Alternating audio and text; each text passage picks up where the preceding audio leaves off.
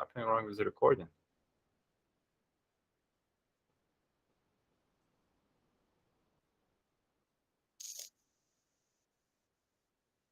Oh, there we go. All right, hello, welcome everyone to another community call. This one is a shorter one. We have only 3 topics with discussion. Also, one of them is a pretty lengthy one. So first of all, let's talk about the upcoming peer review, feature and brainstorm, the ideas and features you would like to see. I have posted the link to the discussion thread. I'm going to post it again that you might have seen before. Where Kobe left a few notes about what other topics we should potentially discuss. So just to give a brief picture of what is the process that they have in mind is essentially the ELN function that's currently in development will be upgraded into the peer review function where people can choose to assign DOI to the content that they created with the ELN. Then they can either select to make it a claim or a content, which a claim, I'm guessing, is something similar to what currently the hypothesis is, and the content being a post or an article. And so then peer reviewers will be assigned, and that perhaps would be a time for us to discuss the details of this procedure. What do you think is the best way to assign the peer reviewers to the paper that's being reviewed? Should it be automatic? Should it be should the submitter have any say in it? Should it be someone from the hub? Should it be someone with the credentials, with reputation? What are your thoughts?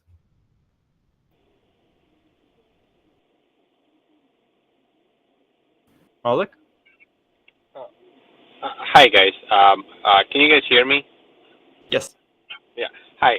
Yeah, so I was thinking just a couple of things I wanted to throw out on that was, like at least somebody, with credentials within ResearchHub or outside ResearchHub.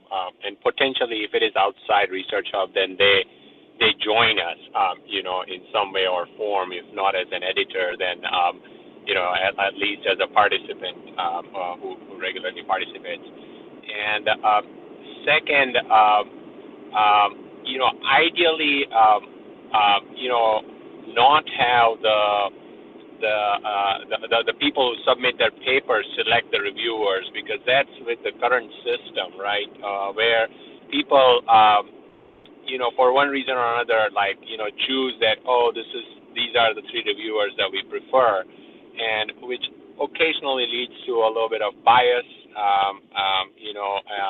so ideally not the people who submit who can select it. It should be random from ResearchHub, and ideally anonymous, because that also protects the reviewer from somebody from a high standing at, I don't know, big university like Oxford or Harvard, and not have to worry about the consequences of accepting or rejecting the article.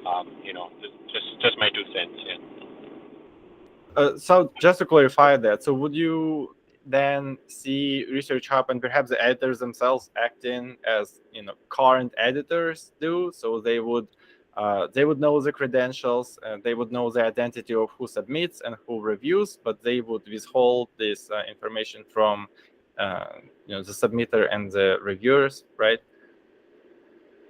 Yeah, that can be done. Yeah, just like present reviewers, and then present editors. Yeah, exactly, for journals all across U.S. and elsewhere. Yeah.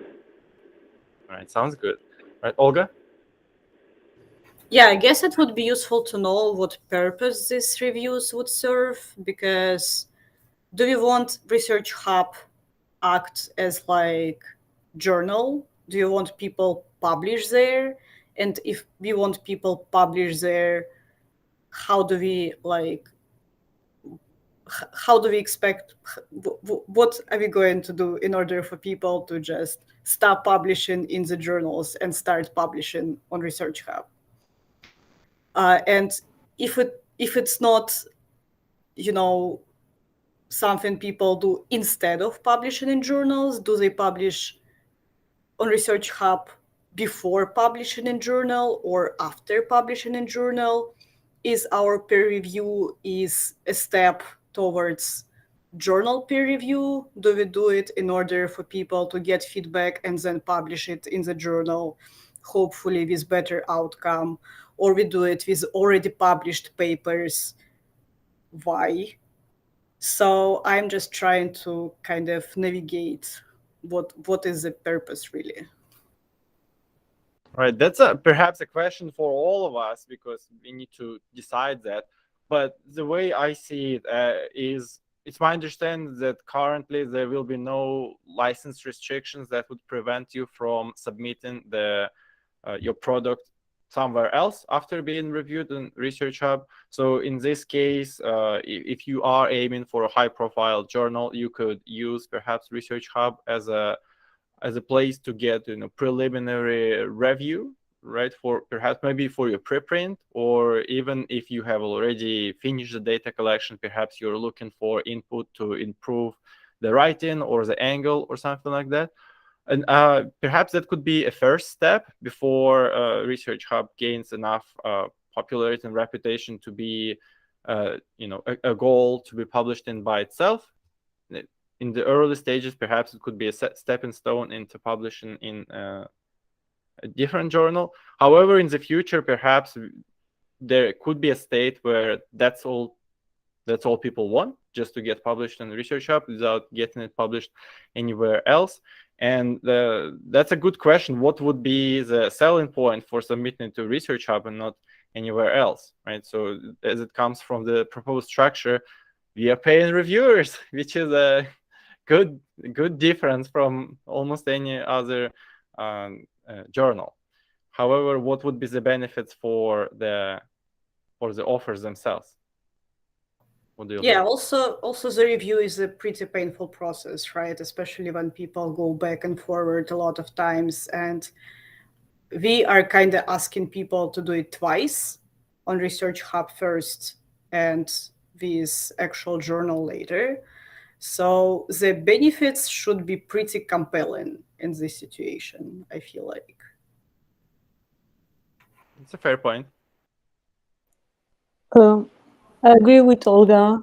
Like, I don't see such innovation in reviewing nonstop, but I know that some organizations can fund only for peer review, especially for research. So maybe in the future we can receive some funding.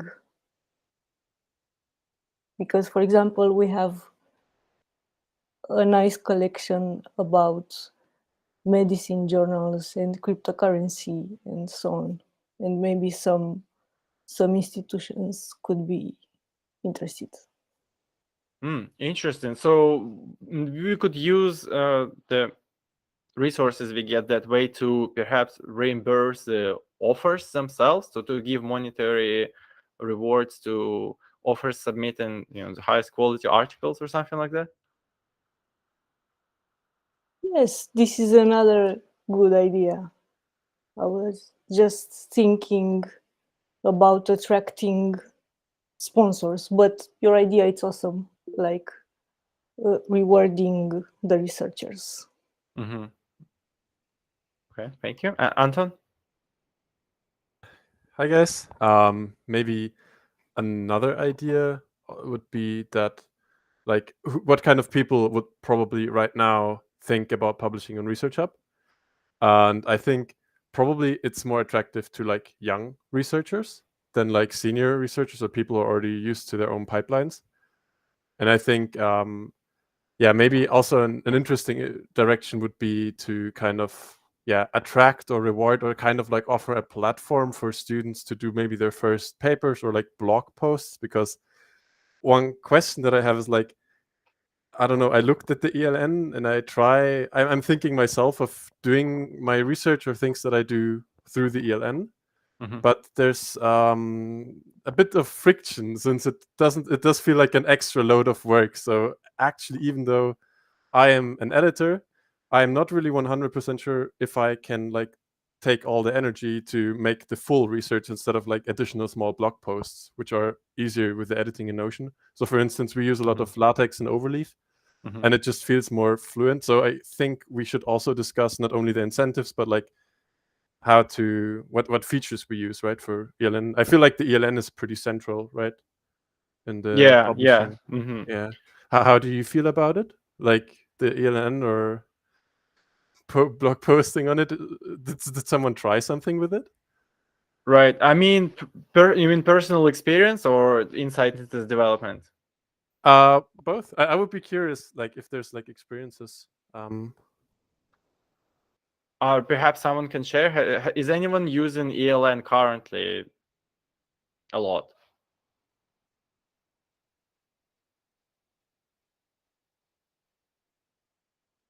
Well, yeah. So perhaps, well, I'm guessing it's a work in progress, right? And so this functionality increasing from from stage to stage. Perhaps it will get on par with Notion editor or some other editor. But I think it's really interesting that you propose that we could focus on the population of younger researchers who don't have necessarily access or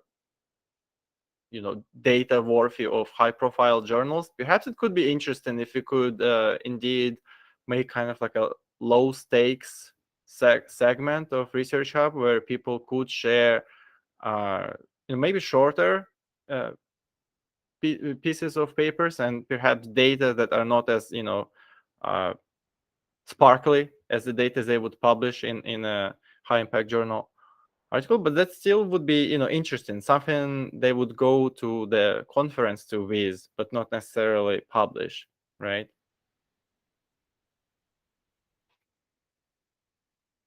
I saw there was a hand, but I missed it. Yeah, it was me. Oh, sadly. So Anton, I actually completely agree with that.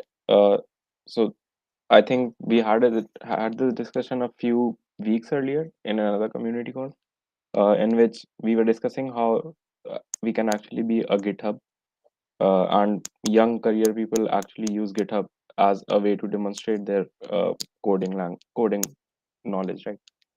So since we have a lot of people with great credentials already in the community, I think for somebody just starting out in their research career, it would be very beneficial if we could somehow demonstrate on their profile that this guy has worked with some other researchers from, let's say, John Hopkins, and they have published something together.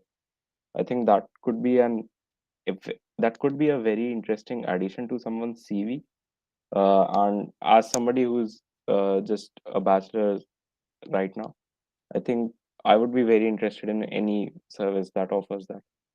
So like a more relaxed collaboration opportunity, Right. where you contribute, Right. but don't necessarily get into deep project for many years. Right. Right. And you mostly highlight the credentials of people you work with. One thing that we might want to figure out then is why would higher credential people want to work with people who are just starting out, right? I think that might be a hindrance that possibly stops this. Right, Malik, you're next.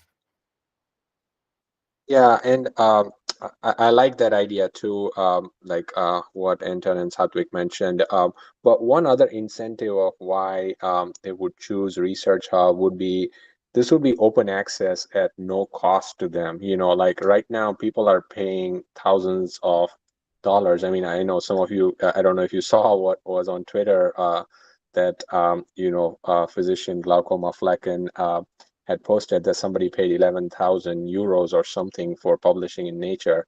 So one incentive we can say is like, hey, this is open access without cost. And our audience is like increasing, day by day. So, it's not like one of those predatory, I don't like that word, but predatory open access journals, where you have to pay a lot and only you get open access. So we have that benefit too. Yeah. So just to add before we move on, with the predatory journals, I think the expectation is for something to be called a predator journal is that particularly the peer review link, right, is the big one, not necessarily the audience. So even if we had, millions of people actively using the website, we still need to make sure that not only the peer review process is strict, but also is perceived as strict, right? So that Yes. perhaps some publicity should be around that part. Yeah. Thank you. Olga? Yeah, I have 2 points. First of all, I think we can't talk about it as publishing open access because it's not actually publishing. You can't cite it. Your H index doesn't grow. You don't go. Your paper doesn't go on Google Scholar if you are publishing it on ResearchHub, etc., etc., etc. So if it doesn't function as actual scientific journal, we can't make it more attractive by saying that this is open access. It's kind of like personal blog or website or something, not more than that currently. But what I was thinking about in terms of trying and finding some kind of perks and benefits, we can make it this null results cemetery.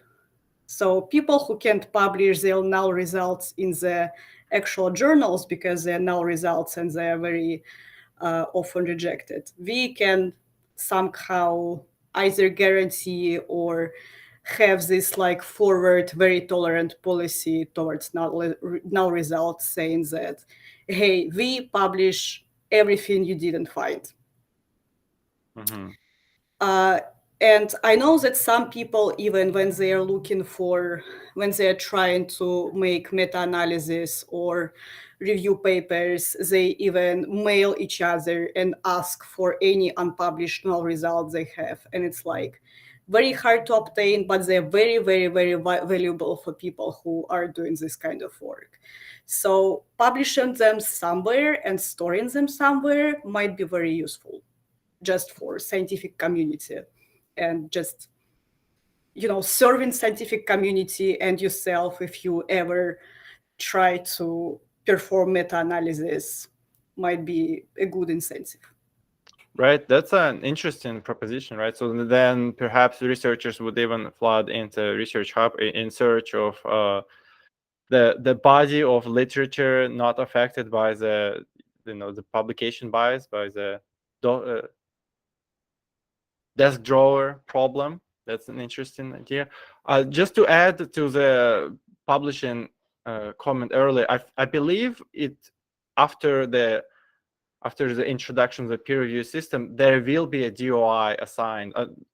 100% there will be a DOI assigned to the papers you publish, which I believe is referenced through Crossref, so it will be included in can be found through Google Scholar and other citation managers and such. All right, so let's move on through the process. So okay, so we will need a time where people assign reviewers to the reviewed paper, as we discussed, perhaps by the editors who will somehow find those reviewers and perhaps recruit them as a more active users to be utilized in the future. So perhaps that stage will need to be hammered out in the future. So after this, after they make up their decision, which could come down to the binary approve, reject, or maybe something more refined, approve with minor revisions or major revisions, similar to how they do in papers. And after which, what happens? Do you think the paper hasn't been approved by the reviewers? Does it go back unpublished? Does it stay on the website with a tag that it's not approved quality or something like that? What are your thoughts?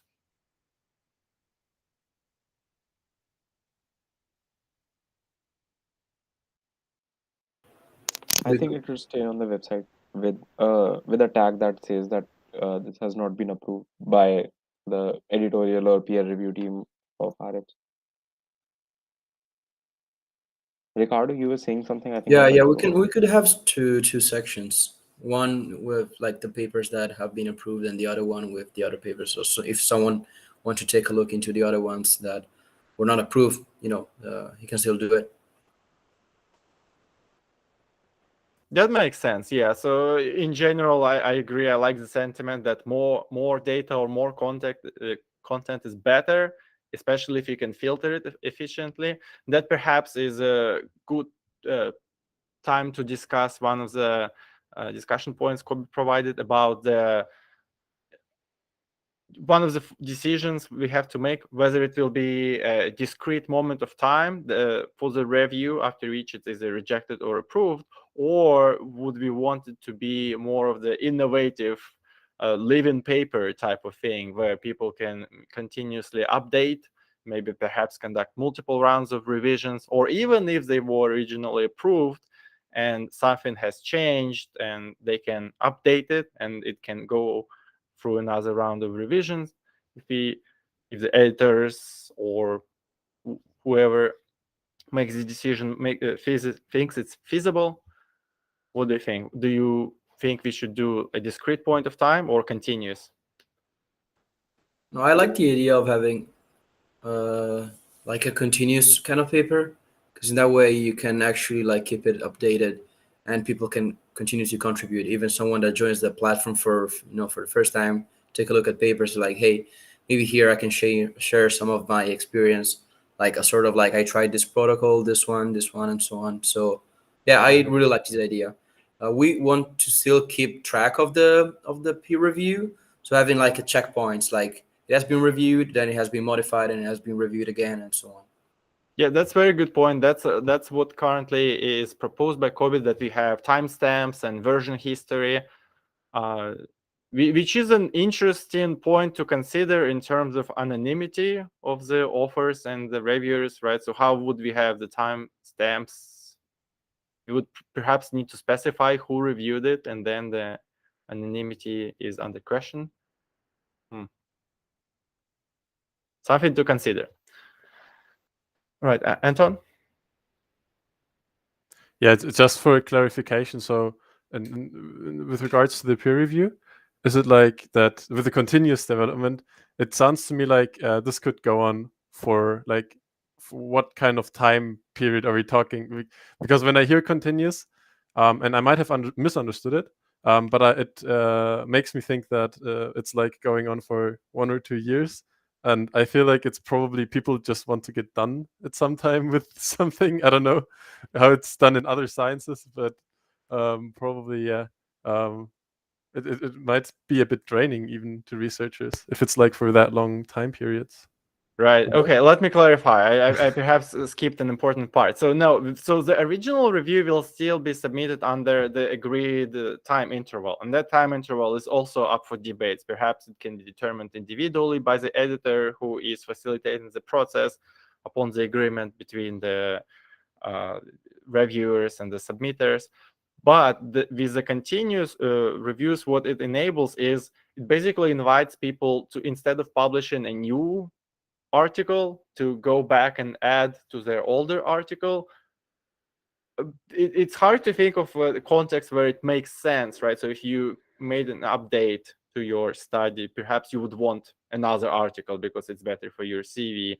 But perhaps if you were working on some sort of protocol that you just want people to have access to and want it to be the most updated, or perhaps the contribution of your article is a database that you update every year, right? So then you would want to introduce some changes here and again and go in through another rounds of revision. Perhaps it could actually be assigned a new DOI, so you could list it on your CV as separate entries, but it could be found under, same file or same page in ResearchHub, just for ease of access, maybe.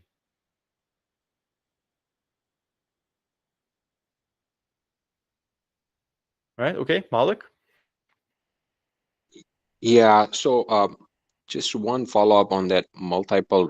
So before that, like, about like if a paper is not accepted and it stays on the site, are we gonna like also keep like the comments of the reviewer, I assume, where like why it was not accepted, and maybe like clearly like state that this is not an accepted science, but it's just some data that has been submitted. Is that what I understand is correct? Well, it's up to us to decide, but I think that sounds more transparent, right? You know, to have the rejection reason available to everyone who is curious. Yeah. And as far as like the ongoing review part, I mean, as much as awesome it sounds, I think it also will require a lot more like resources on the reviewer part. And and as Anton mentioned, like there is new publications every day. Like we're already, I can just speak for myself, but hard time like keeping up with literature, and let alone to go to one another paper again. One thing we can though include is we already have a nice comment section to discuss what's going on about that paper, and what if the primary author can write a special type of a comment that, hey, by the way, ding ding ding, some updates on this, and a reviewer can just check that part or so, so that it just doesn't become something that we sign up for and then we don't have resources. We have like 10 papers which there are updates and we don't get back to that, so just something to think about. Right, that's an interesting point. So that actually makes me think whether, if there is a substantial update, should a new set of reviewers be recruited for that, or the old reviewers should take another look? Yeah, perhaps maybe you are right. It does sound like a lot of effort, maybe saved for future times, not for the MVP, for the starting product. Olga? Yeah, I think also like writing one paper infinitely is not really rewarded in science. We are evaluated by number of papers, which is maybe not the greatest thing ever, but this is a reality of academic life. So rewriting the same paper again, and again, and spending time, money, and resources on that is just not something people will do, I feel like. But I think might be there might be special cases. So one special case I'm thinking of is like something like database, for example, like stimuli database, right? Or for example, psychometric things, when you have to update norms for psychometric things every year. So maybe we can allow people to, submit some kind of like appendix or like some kind of new information as an addition to be published with the article. Or maybe we can implement like series of article where people can publish several papers in a row, so they're like connected somehow, and maybe they go to the same reviewers. Makes sense. All right, Ioana? Yes, maybe we can do some open guidelines, like to give the users and the authors the option. Either they want to be anonymous or in collaboration, because there are various type of papers. So maybe we can do a multiple choice. Okay, yeah, the flexibility here can be a plus. Yes, to not scare anyone. Yes. Sounds good. Anton? Yeah, I think I really like what Olga said with like bundling basically papers, because I think the cool thing with having like a GitHub repository is like basically why we say we GitHub for research would be that we could always like push updates or something, but obviously it is not really realistic, or I can also feel like it's demotivating even to always work on only one paper, and then you put a lot of work in and it's not even that appreciated. So, but I think what could be is like a combination of it, where you say, okay, we have like deadlines and I want to publish a paper, but it's like a rewarding basically long-term research where people devote a fair chunk of their lifetime to a topic. Mhm. And then maybe even like other people could contribute it, so that you make like almost like a thread that works towards maybe a goal that could be like set together, bundled together, and then people could put like research coin into that, and that it's spread out through this. And then if there's like contribution towards this cause, then it gets a share of it or something. Like this idea of long-term goals and people who maybe like pioneer a field with several papers, that it's like still coming together or like rewarded in one thing. I don't know.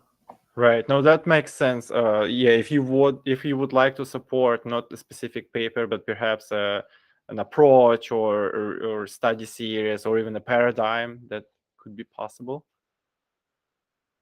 Interesting. Yeah. So I'm guessing the consensus is that there should be some sort of in between the discrete and the continuous, with bundling or minor additions being possible, but not being the default mode, perhaps.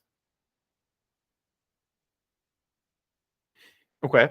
All right. So next step in the process would be, so after the approval or rejection, both reviewer and the author will receive RSC. So that perhaps is your value proposition for people to publish at ResearchHub. This is the only place where you get paid for publishing. So any thoughts on the amounts? Should it be some sort of percentage from the upvotes, future upvotes, or should the payment to the reviewers be as a function of the payment to the author, or how do you envision it?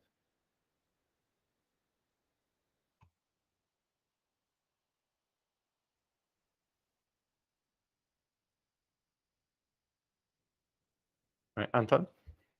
I think this is a very tough question because the value of the coin is so unpredictable. Like, like probably to some people they will never believe that it might have any value, right now, especially in the beginning. Mhm. And then I think this is quite tough. Maybe bind it to the. But like binding it to upvotes is also dangerous, isn't it? Because it can like doesn't set the value right. I don't know. I just wanted to throw in that it's an interesting question. Olga? Yeah, I think payment and like crypto itself is actually very intimidating for academics. And even though we want to attract younger people, if we want reviewers, we want senior people who will review younger people.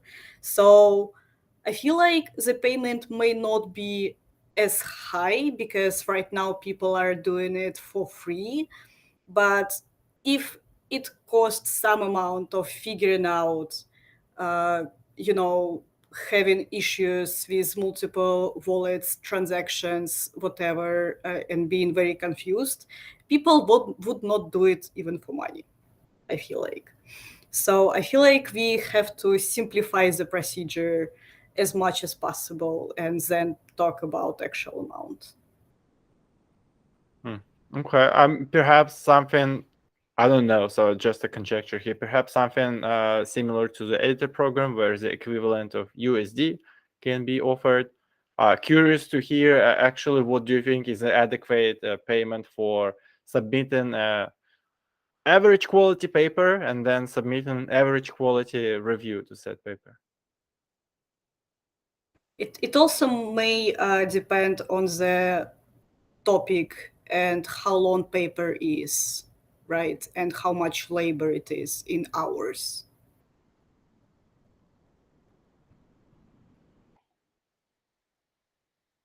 Okay, that's fair. Oleg? Yeah, one thing. I mean, yeah, I mean, all papers are not equal, so some will require more hours and others less. But and maybe, and I'm just throwing it out there, like based on the number of pages or something. But the other thing to keep in mind is, we cannot like keep it on a scale where if the paper becomes, I don't know, super famous or something, then the reviewer gets more. We cannot keep it that way, mainly because we are still on web, and there is a potential for misuse where, I don't know, like I want my paper to go up and I would have like 20 friends just go and look at it and up click it or something. And, like, somebody else who is like the reviewer, so they get it, and it could like end up we can end up in a bad cycle, because we are on the web and there is a potential for that to happen. So I believe some sort of fixed amount, but like based on the work, like a little bit more or a little bit less, that's understandable, but definitely not based on the upvotes, that I feel, at least, just because of a possible concern. Yeah. Satyak, you had a hand too, right? Yeah, I just wanted to ask everyone if we had any ideas for what constitutes a bad paper. Kind of what Malik touched on already. So a bad or Right. even an average paper. Do we have any sort of guidelines for that in place already, or anything in mind? Yeah, definitely not in the level of detail that we would need it for an actual peer review, right? Especially because of different fields. Like, I have no idea how papers in cryptocurrency are reviewed. What would they even pay attention to? And people in psychology might review things very differently and expect things to be done differently. So perhaps it should be better left to editors of individual hubs. But then at the same time, writing those guidelines is a lot of work. Not sure that everyone has an expertise required to do it, right? Not because you don't have scientific expertise, but because it probably requires specific experience being an editor somewhere else if you want to write that down. There are some examples about ethical guidelines for peer review. And for example, a paper could be, or the part of a paper could be considered bad when information is not correct and the author can replace with the correct information. Well, yeah, that's true, but some cases there are a lot of judgment calls, especially when you go into statistical analysis. There are so many things that can be done. Like, nobody knows how to do it right, but like it's not that nobody knows, but there are so many ways to do it right, and opinions may vary, and one of them maybe more accurate than another, but we might not know about it. Yes, maybe. Yeah, we can ask like the editors of the hubs, for example, how they would classify what makes a paper good or bad, and also after the review we can write like it was reviewed by the author, or yes, if the author wants to give his identity or hers identity. Right. Yeah. So that is an interesting issue with anonymity again, right? So in some steps of the submission, it would be nice to not have anonymity, but in some other stages, it would be nice to have it. Yes. Right, Malik? Yeah. One more point to add, for like a good or a bad paper, and I think the editors for their particular branch can, based on their experience or other journals that they review, they can write like a tentative guideline that would help the reviewers. And like the way I became a peer reviewer was I was assigned with a mentor for a year, and basically I reviewed the article, I sent my comments, and he reviewed it and told me, okay, this is what it's unimportant that you're looking into, this is what important. And maybe if people want to become reviewers, the editors can coach them initially, and like after, like, I don't know, like we can come up with something like a dozen or a couple dozen articles they have reviewed, and you're like, okay, you're free to fly, and you can go ahead with it. So some sort of a combination of both guidelines and coaching, I think, would help people, and we can onboard younger reviewers too that way.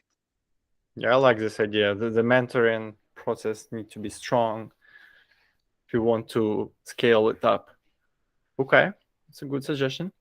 Right, so we have a few other topics to discuss, but before we move on, I would like to ask everyone to share examples of websites where you're a big fan of how they conduct the peer review process there, and you would like us to learn from them. You can share it here, or preferably in the Slack, perhaps in the community channel. And one last question here: Do you think we should try to introduce the element of competition to the peer reviewing process? So, for example, what if we have two, and let's imagine situation, we somehow know that they're two equally good reviewers, somehow they're clones, and one offers to do the review in a week, another one offers to do it in 2 weeks. Do we hire the first one and pay them more for urgency, or what do we do?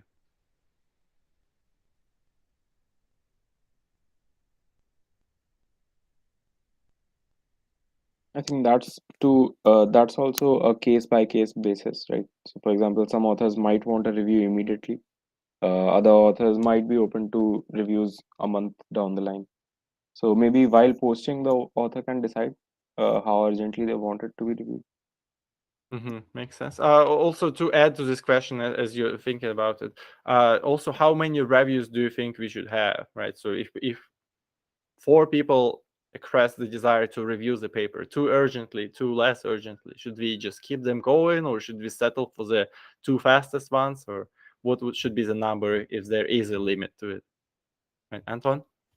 Yeah, I think to me it sounded a bit, I don't know, not aggressive, but like it sounds like with the competition, it sounds a bit like things go very fast, and that it gives me kind of the first thoughts that I have is that it might seem a bit rushed in a way, that the reviews go fast and that it's like kind of like a work to do. And I feel like a lot of reviewers, especially the people who do it right now, they don't get money because they often also do it for the passion, and like not passion but like responsibility. And I feel like if we put people against each other in terms of timelines, it doesn't get the best reviews, I guess. Makes sense. Abdulbaki? Oh, sorry, Olga was next. Sorry, you're next, Abdulbaki. Yeah, I also kind of like want to warn people against rewarding fast reviews, because I feel like it creates the opportunity to abuse the system and make very fast reviews in like large amount and earn money just for the sake of earning money.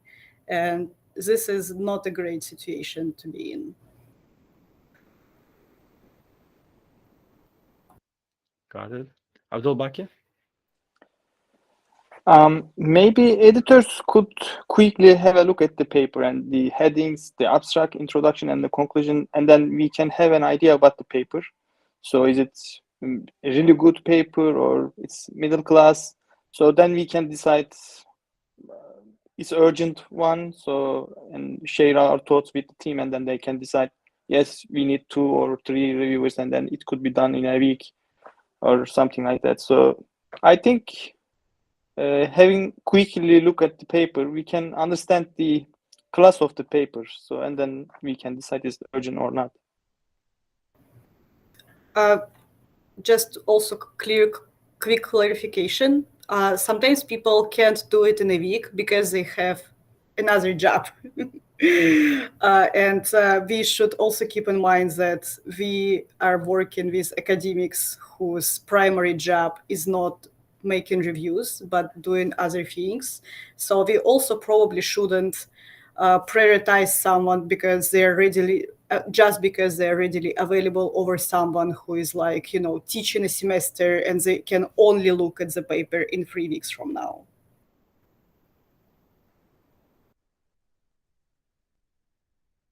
Okay, so what I'm hearing is we shouldn't actively induce a situation where editors compete with each other for who does it the fastest, and perhaps the time period to review should be set. So it shouldn't go below a certain threshold, perhaps, to avoid situations where people farm reviews. So there hasn't been any comments about the maximum number of reviews. Do you think there should be a number, like no more than 3 reviews? No paper is, ambiguous enough for to warrant 3 independent people to think about it,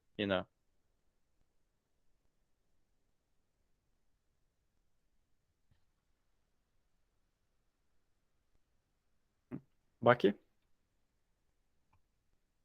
You mean Malik, I guess. Say again? I guess you mean Malik. Yeah, I didn't raise Oh, my hand. okay. Malik? That's okay.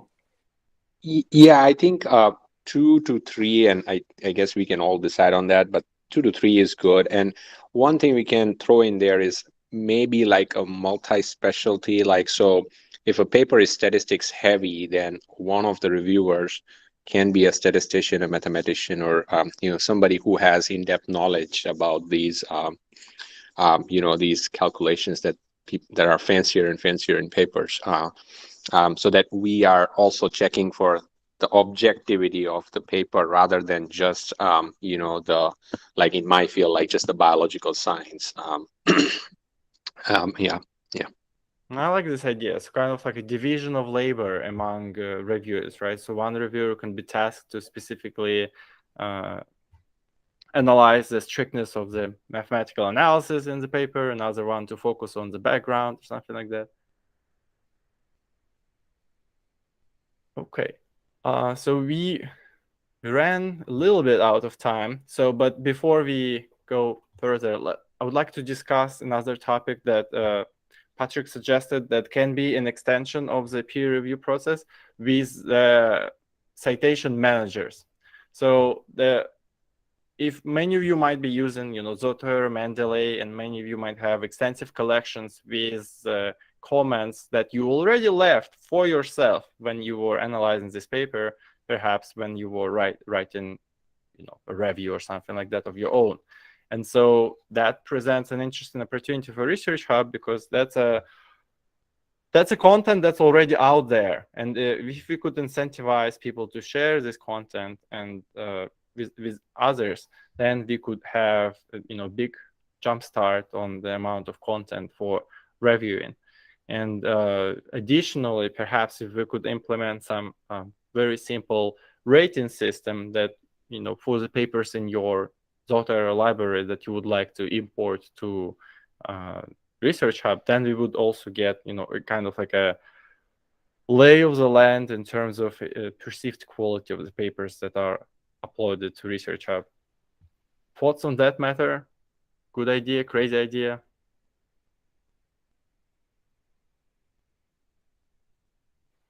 I think it's a good idea for an extension. Like as Anton said, there has to be the passion and the knowledge to review that paper, and the reviewer to not feel pressured to review. Yes. Okay. Does anyone have a few items in their collection that they can recall right now that they would be willing to share, like the notes that you took for yourself that are ready to be shipped and share with the world on ResearchHub? Do you think you have a lot of entries like that, or would it need a little bit of work on your side?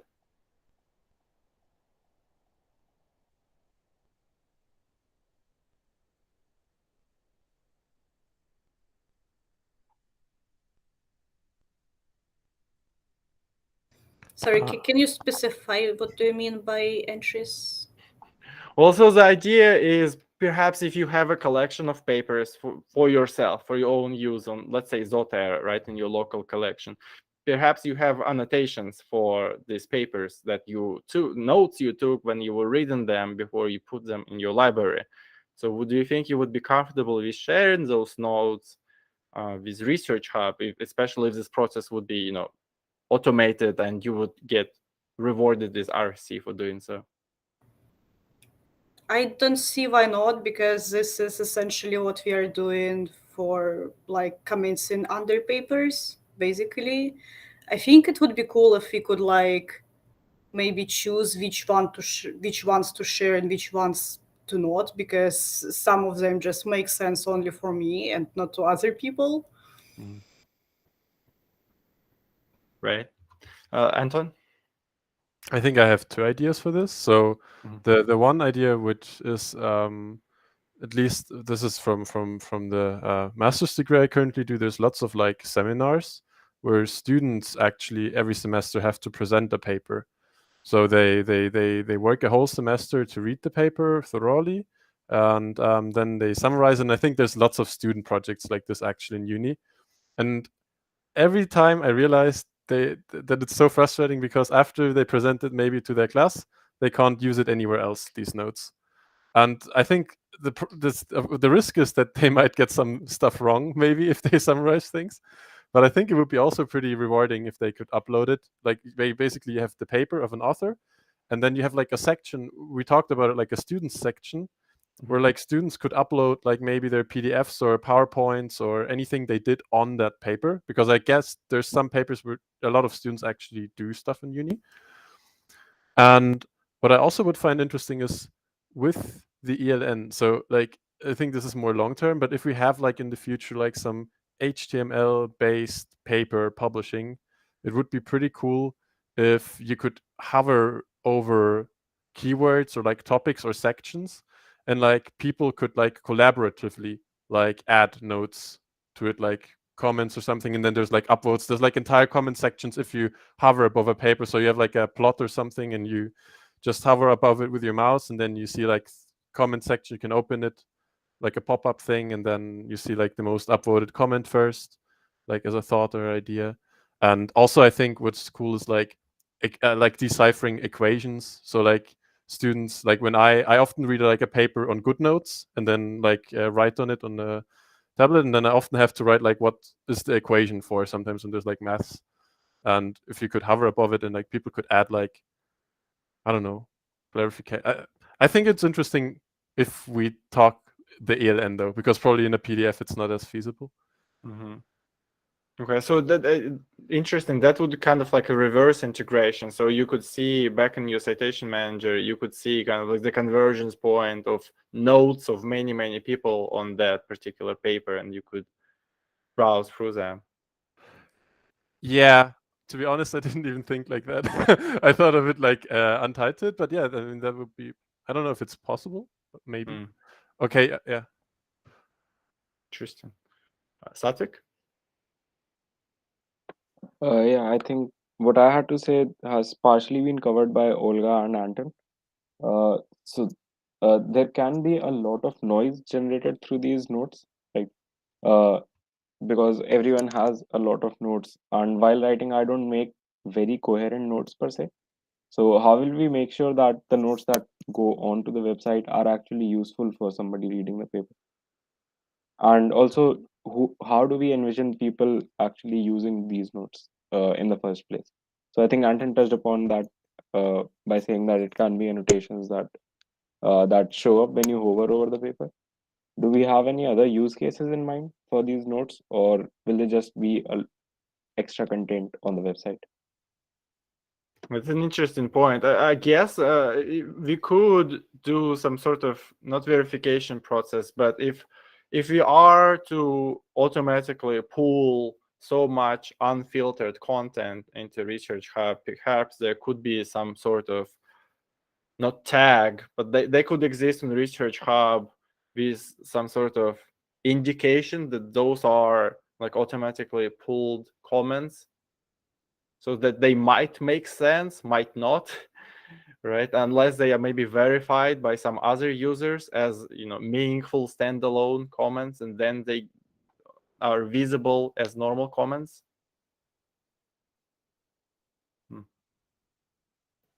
Maybe something like a thread. Yes, and people can add ideas about a certain topic. Although there's the hypothesis feature in ResearchHub about this, but I think it's different when we specify that this is a thread and people can add opinions. Maybe. Right. I kind of like it, right? So it goes back to this idea of low stakes places on Research Hub where people feel free to just post whatever, and it's less moderated and could be just like brainstorming between students. Fred. Okay, Olga. Yeah, so the service Skillshare, if someone used it at any point in their life, so it's basically educational service where you'll watch videos of like arts, crafts, and whatever, and people teaching you to do something. And they have this like notes kind of thing where you can type your own notes and you can also choose whether you want to see other people notes. And people leave like sometimes time in the particular video which was like something significant for them and like make notes about it, and you can like exchange them. And I think you can also set up whether you want other people to see your notes or not, so something like this can be also an option. Yeah, that's interesting. So on the Research Hub itself, you could turn on and off, like view random notes, personal notes or not, right? So if you're not in the mood for that today. Okay, Anton? Yeah, I totally agree. I think that's a very cool idea. I think it would be even cooler if you could anonymize it and still get rewards from it. So basically, I'm not ashamed if I add a stupid comment, but maybe it's a smart comment. And I think, especially like when reading papers, you don't want to bother with it. When you do actively a comment, you bother more with it, or you're okay with not being anonymous. But I guess like automating like anonymized notes on paper could also bring up like big questions that people usually wouldn't be like asking. And then people could upvote on them. And then basically you have the option, you imagine you go through a paper and ideally it's directly in ResearchHub in HTML or something like on the website. And then you have the option to hover over things and see if people took notes with regards to that section. And then you can maybe sort by latest notes. And that also maybe gives you a feeling of other people are reading this paper right now. So like a real time, like I'm not the only person reading this. And then you could also sort it by most upvoted if you're interested what's like the most helpful stuff. Yeah, that's interesting. Okay, so that would be a big storage of anonymous comments. Interesting. And then perhaps if one of the comments is a hidden gem that's later discovered by someone else, maybe it can be elevated to the status of a like fully blown comment, and maybe perhaps we could request the author to de-anonymize themselves if we would like to ask more questions, in some moderated fashion, so that no confidentiality is breached, just indirectly and requested upon consent. Okay, Maulik, we are over time a little bit, and definitely we're not going to have time to talk about the newsletter and Twitter, so for next time. So let's finish with a few last questions we have and wrap it up for today. Maulik?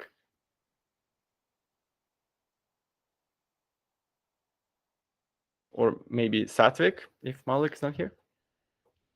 Yeah. So regarding this, I really like the idea of treating it as a genius for papers, right? And on Genius, you can see that the most highlighted comment will be from the songwriter himself.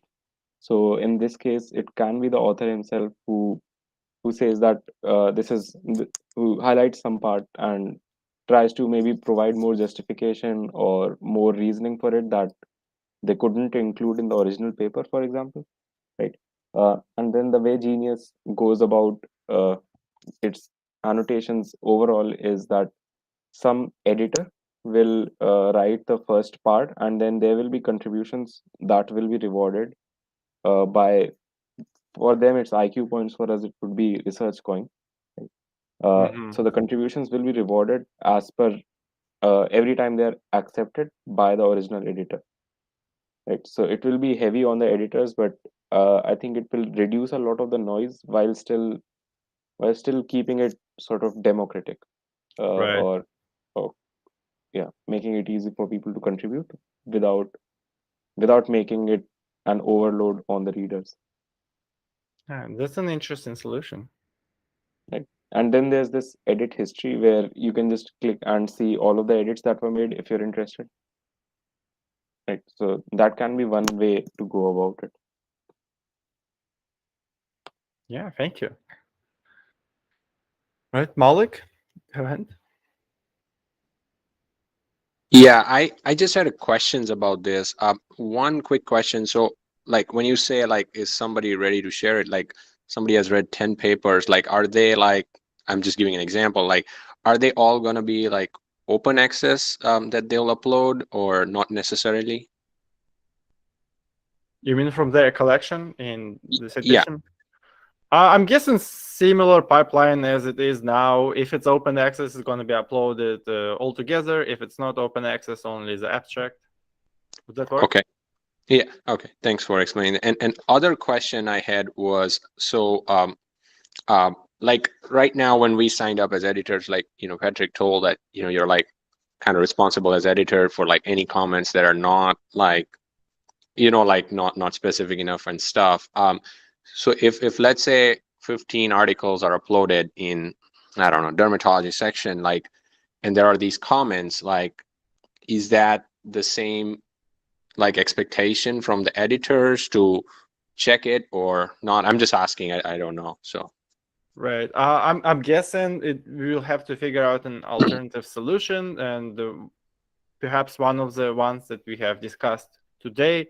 But I'm guessing probably, especially if we import en masse comments that are not necessarily high quality, and will be a big number of them, we will need to figure out some sort of sorting solution where the editors don't review every single one of the hundreds and hundreds of comments, but get to the top meaningful ones and review them. But yeah, you'll have to figure something out. yeah. And sorry, one last question. Are these comments going to be like the same way below the paper as it's seeing now, or these are going to be a little bit different? Right. Well, several people propose different ways. It could be kind of like a giant thread. It could be similar to. It could be just posted in inline comments. I guess if we have the open access text of the paper, we'll have to decide. No, we don't know yet. Okay. Thanks. I just was confused, so I wanted to make sure. Yeah. Thanks. All right, and we are out of time unless someone has any final remarks. No? Then this meeting is concluded. Thank you everyone for coming. Thank you for invaluable feedback. Thank you. Thank you, everyone. Bye-bye, everyone.